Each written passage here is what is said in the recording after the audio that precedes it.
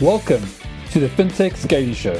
This podcast is sponsored by Scale Up Consulting, helping fintech startups accelerate customer acquisition and set up business operations to scale systematically. When you're ready to grow, reach out to us at richard@scaleupconsulting.co. Now, over to the show with Richard Doty, founder and host. Hey, what's up, everyone? Today on the show, we have Cristiam Silva, CEO and founder of I Am Technologies. Hey, Cristiam, great to have you on the show. How are things going in Barcelona today? Hey, Richard, thank you for inviting me. Well, things are getting better. People are going out much longer times and meeting friends again and family, so everything is going better. Cool. Sounds good. Let's kick off the show by maybe you telling us a bit about yourself, a bit about your background. Well, I graduated from software engineer like 12 years ago.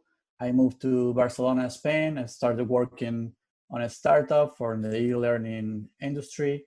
I then moved to a medium-sized company where we were building an HR software management, and then some freelancing. The freelancing went better, and I started hiring some employees. And then just found myself with 3 employees and founding a software development agency.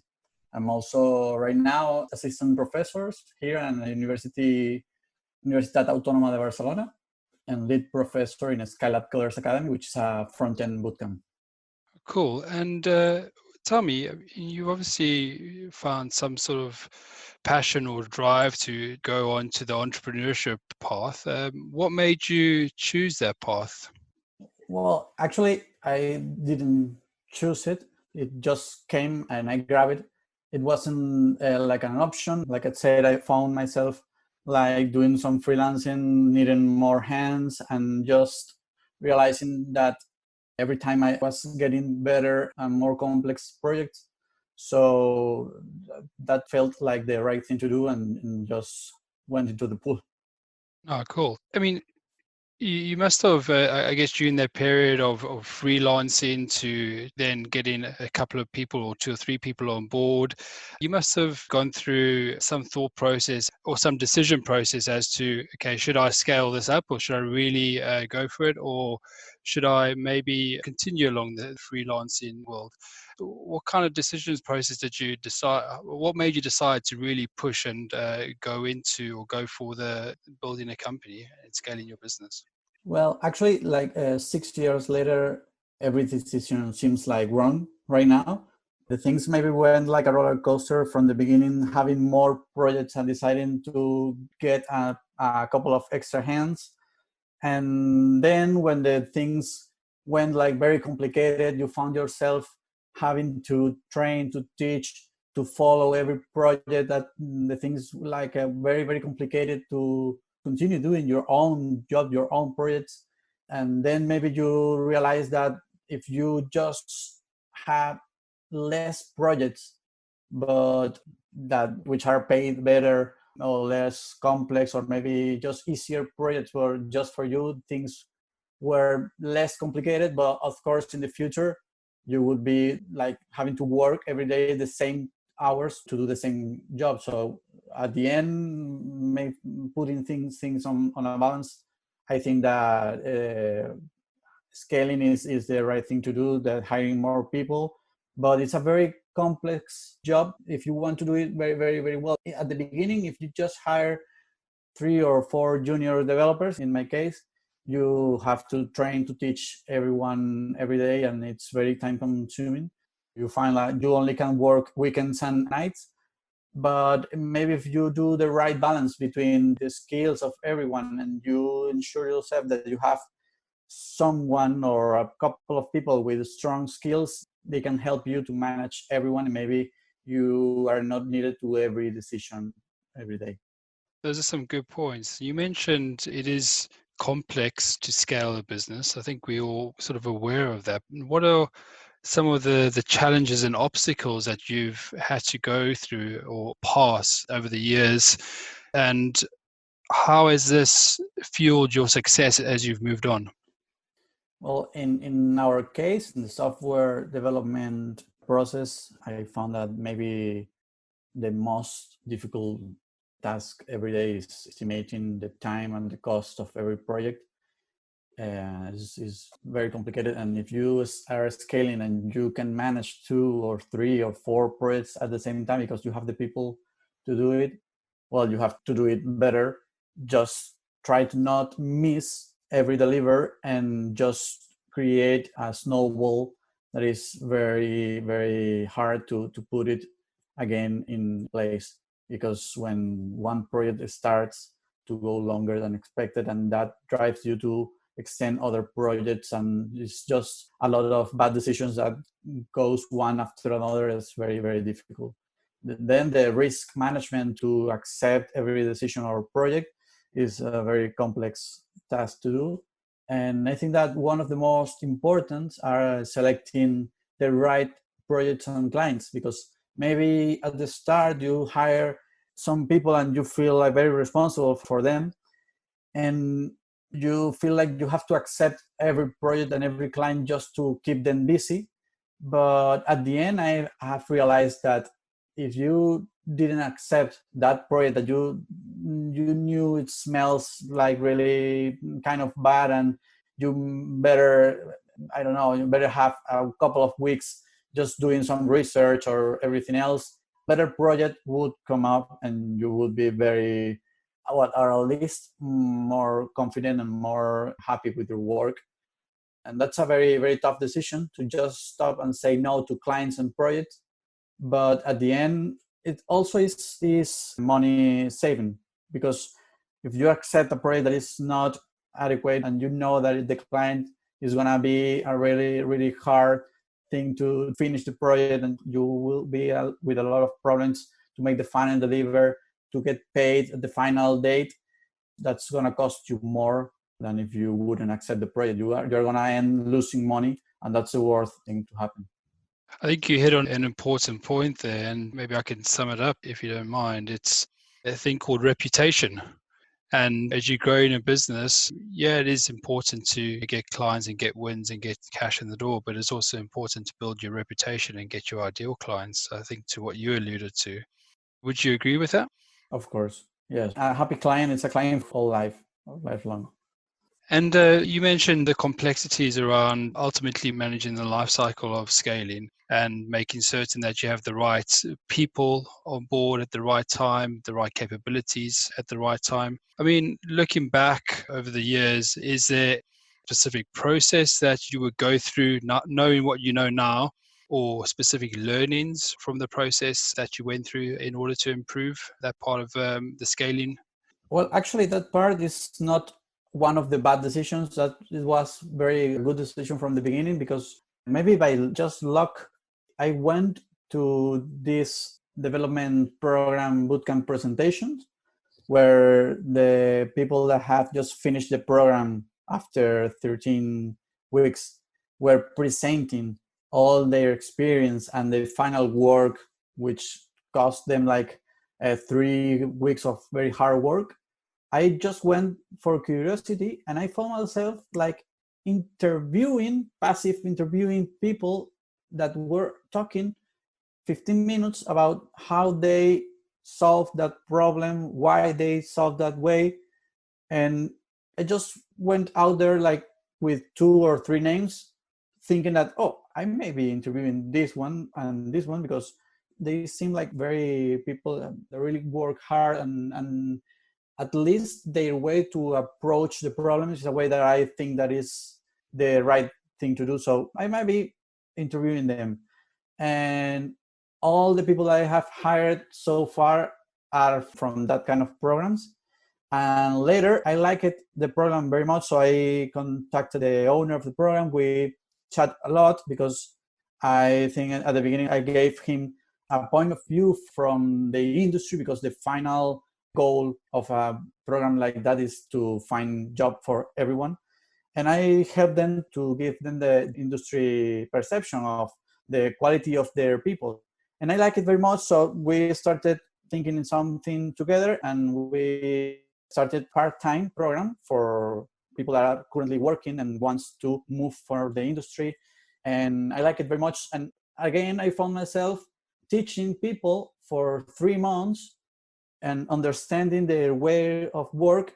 It's like 3 batches per year with 10 people, 10, 12 people. So it was very easy for me, like at the end of the program, again, realize that maybe I should hire this one and this one, because it was like very easy for me, like after 3 months sharing with them, teaching, expecting something from them, and really getting to know them before I hired. So it was a very, very easy.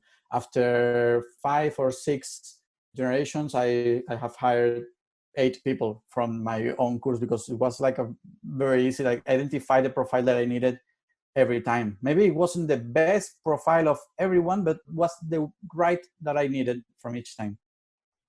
Sounds like you came up with a great vetting process to really make certain that you de-risked the onboarding process and you got the right people so you could kick off and scale pretty quickly. And it was just by luck. And exactly, I find like I can hire the people that I want. And then if they have to learn the skills a little bit more, it's something that you can learn. But the quality of the people is something that is very hard to change.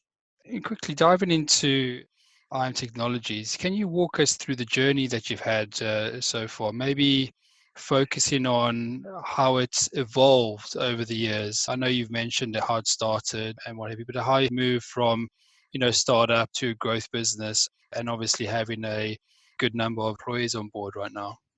Yes, maybe it's something that at the beginning you are not so sure if you are gonna to end up with 12 people in your payroll, or if you are just going with the same 2 or 3 along with you. But I think that that's a decision that you have to make earlier and just bet on that with all your effort. Because if you stay in the middle, maybe you are committing a mistake of not putting all your efforts on the right side. So that's maybe why it can take more work and more resources that you planned. But at the beginning, it was just getting better and better projects for better clients. We started working with insurances, banks, and also startups that really had a project that for us had a lot of possibilities. We decided to all in with them. So it just started with more and more projects. And right now, like half year, maybe 1 year earlier, I decided to started to include people with different skills to start to manage all the company, because that's really an issue when you have 10 employees and you are the one that takes the bills, pay the rent, go to the supermarket to just fill the coffee and everything again. So the things can get out of control very, very fast. So I'm not really sure, because everything has happened maybe but by luck, or maybe just bootstrapping and solving each month the next challenge. But I'm sure that if you are confident from the beginning, you choose the right tools, you choose the right path, and you can start to work on the future with more confidence than if you just are bootstrapping and seeing what would happen. That maybe it's something I would do different right now, because maybe at the beginning, for example, we started to look into platforms for project management, and maybe we look at Jira from Atlassian, and it looks like, wow, this is so complex for us. But if I thought that, okay, maybe right now we are 3 and this is complex, but maybe in 1 year we're going to be 10 or 12, and this would be the right tool to use. But we started with other kind of tools that were easier and more friendly for 3 people, and then we realized that of course we have to migrate everything again, we have to change everything. And by that I mean just started with the right tools. Maybe you are paying a little bit more at the beginning, but in the long term it's very cost effective, because you have all your infrastructure just built from the beginning and ready to accept the amount of work and the amount of people that you are counting on. Yeah, I mean, I hear you. I think a lot of businesses go through it when they grow in. I think generally people focus on sales and projects in this case, and get those up and running in the first few months or first few years. And then it's looking at fine tuning the engine from a operational capability perspective, which you're alluding to.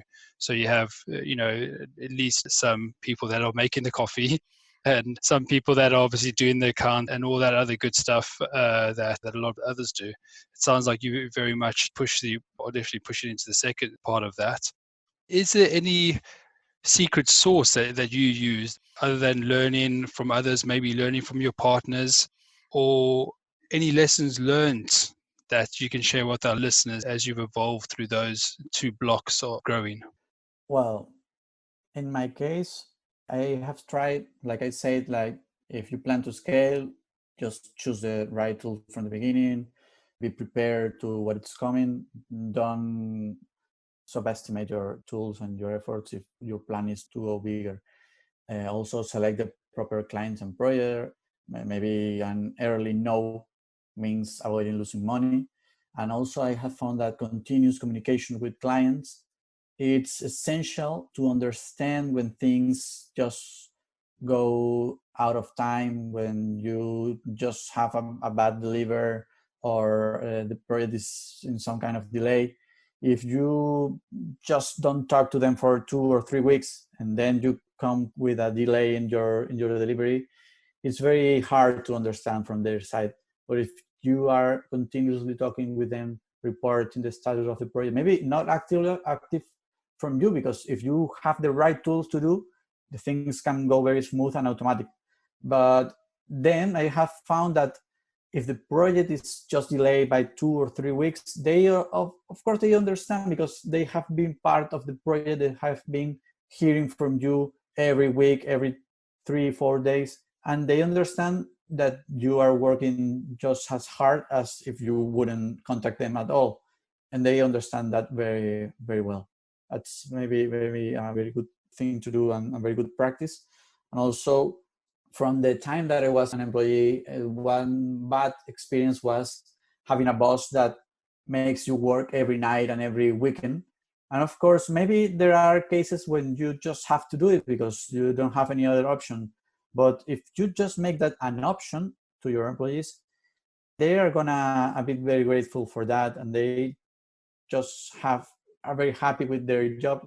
Maybe they just don't notice at the beginning, but it's something that is continue making a good environment, because when people start to feel very bad about their job, their work, the bad energies start to flow between everyone, and that's a very dangerous thing to have. So my very very first rule was to don't ask anyone to work extra time. At least it was very necessary. I'm very proud to say that right now, like 6 years later, we have had to do it 2 times. So I'm very very happy for that. I prefer to eat all the bad things by myself and just having everyone happy, because at the end, that's your main resources. And if you start losing people just because you don't think that, or you don't mind that they have a family and they just have to have their time, things can get very, very, very bad. Some great leadership examples there, truly inspiring actually. For our listeners, could you walk through the problems that you help your clients solve? Just maybe a couple of examples. Yes, well, we maybe identify ourselves because we can do kind of advanced technology development.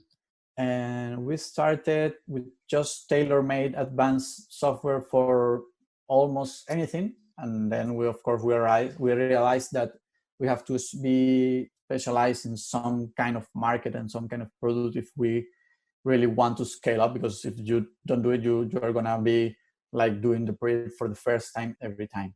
So the first thing that we approached was an e-commerce platform for a shop that found themselves like very very complicated management of their own shop.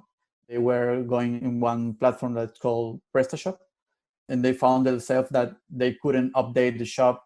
Everything was very slow. The agency that made the shop for them wasn't able to update the shop because everything is going to be broken.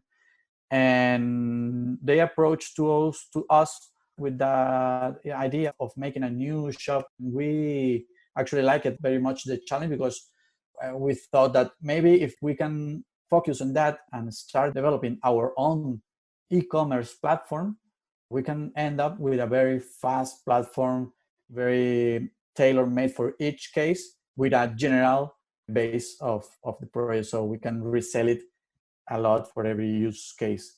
So that's one of the problems that we are right now very good solving, reusing and adding some extra features to our product every time. If our client just comes up with, okay, but I have a physical shop and I want a user interface for my employees to enter the orders and bill the clients and make discounts and everything physically in the shop. Well, that's some feature that we add to our main platform, and that's very good, going very, very, very well to each new shop.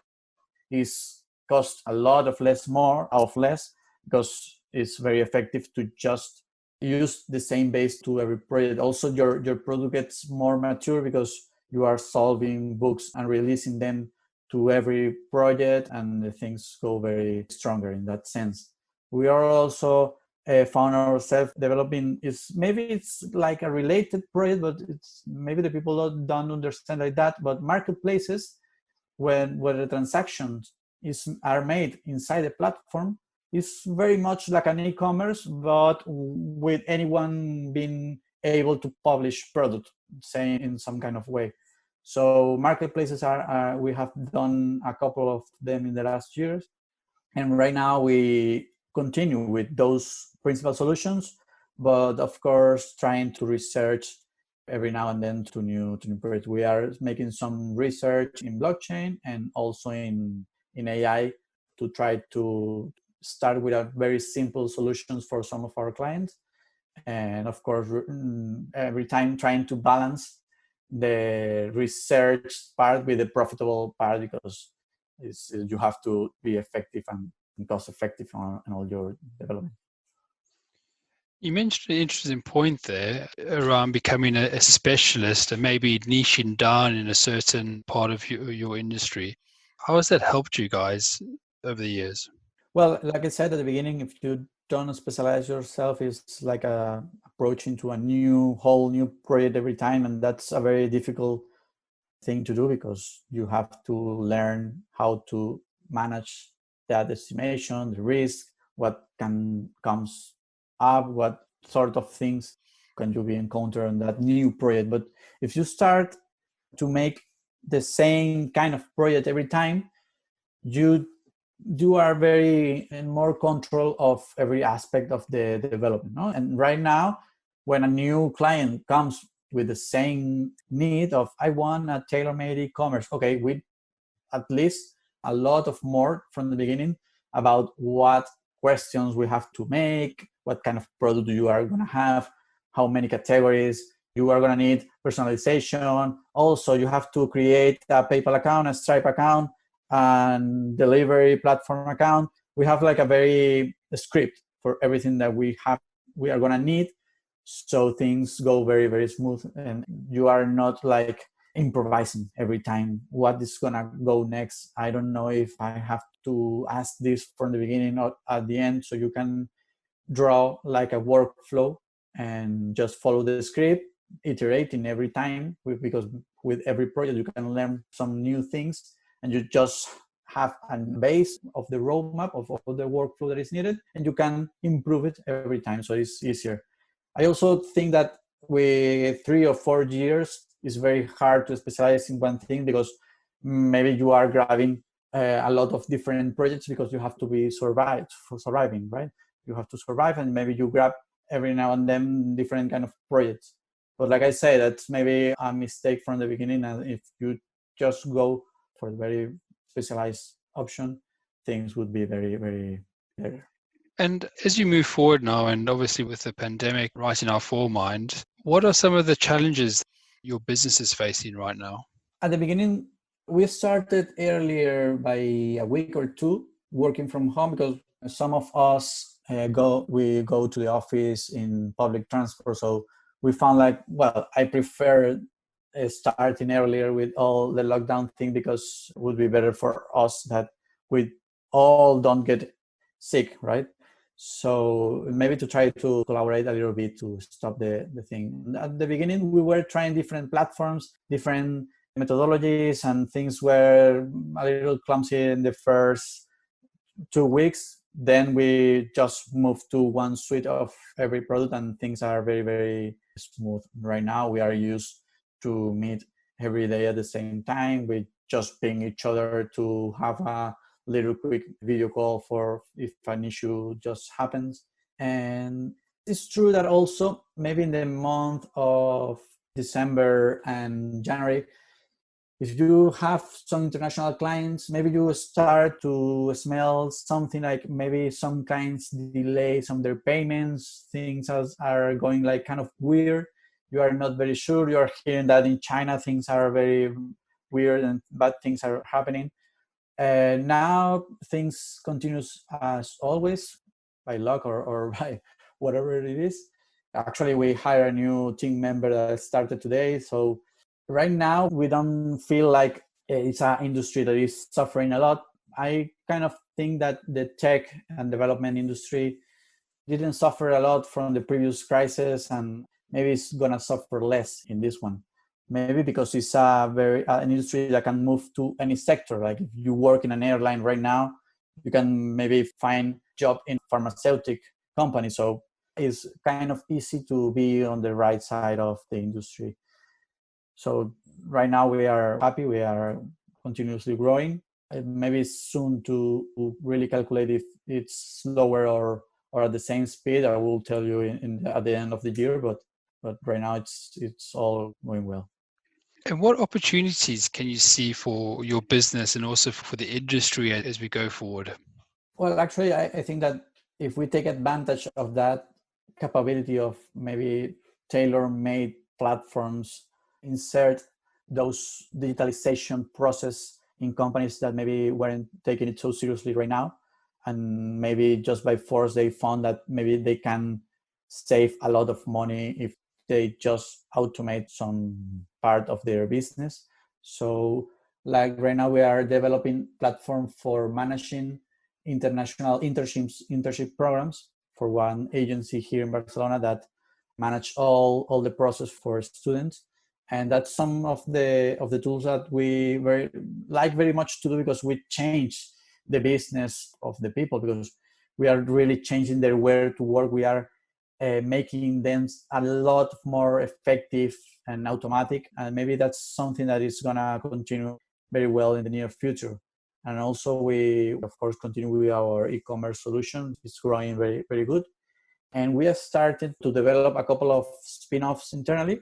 One is just for helping us with the rest of the projects, is related to image optimization for e-commerce and for any other kind of platform. But also we want to start with the training platform to try to help those people that maybe are going to find themselves without a job in a year or two, try to reconvert them and insert into the tech industry. Some great ambitions there. I guess it leads us on to the next part of our discussion, which is around your growth plans and what you're looking at doing over the next 12 months. Although I know you've just alluded to some projects, but is there anything else you'd like to discuss? Yes, besides this couple of spin-offs that are projects that we, maybe because when you are working with projects for other clients every year, you maybe get tired and you want to develop some product for yourself. It's just finding a good balance.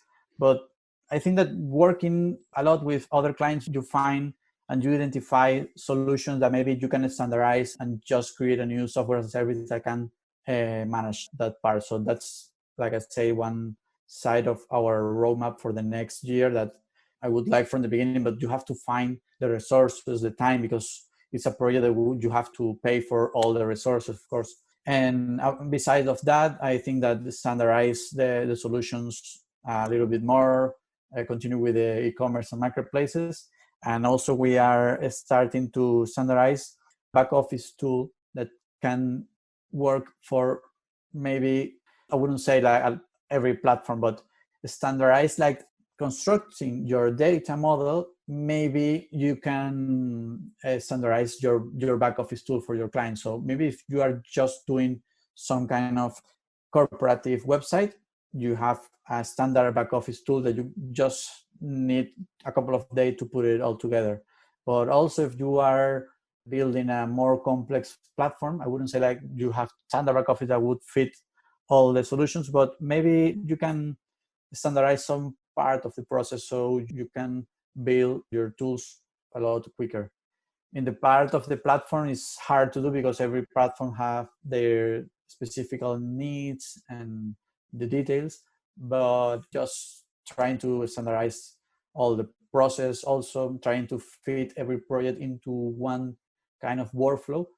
Also, we identify ourselves also for being such a craft developers because we are very tailor-made and filling all the needs of our clients, but trying to make one standard process and then making some different branches for every client. Busy year ahead then. It wasn't funny if it wasn't. Yeah, exactly. And listen, I mean, what would be the biggest tip you can give our listeners who are either on the cusp of scaling their business right now or who are scaling their businesses right now? Well, maybe it's a summarize what we have already said about planning things from the beginning and going all in. I know that it's right now, of course, you hear that guy that's saying that, and if you are starting to scale and you're starting with your business, you're going to think, well, now because it played good for you and now you think that you're right. But I am convinced that, of course, I would tell to myself of 3 years earlier to plan things from the beginning and just going all in, because in the mid-term, if you found yourself in the middle of the situations, it's just losing resources and going worse. Then, of course, again, choosing the proper clients and projects and the continuous communication. I love it. Going all in. That's my story. That's definitely a great bit of advice. And yeah. I found it also in other areas, because maybe you see a guy like starting a new restaurant and it just don't pull all the resources and it just don't play good, because right now you are competing with all the world at the same time. So if you don't put 110%, you are not in the top decisions that a customer can choose. Some sage advice. Really, really great advice. And listen, mate, I mean, it's been fantastic chatting with you. How can my listeners connect with you and your business? Well, just by email. I'm not very active in the social networks. I don't have time right now. But Cristiam with an M of Madrid at the end at iamtech.tech, and just in the website also iamtech.tech. Cool. It's been really great listening to how you've grown your business. I know from the humble beginnings of a freelancer to something that's really taken off and got a lot of demand out there right now. I really appreciate you taking the time to talk to us on a sunny day in Barcelona and also here in London. Yes. Thanks, mate. Thank you. Thank you very much, Richard.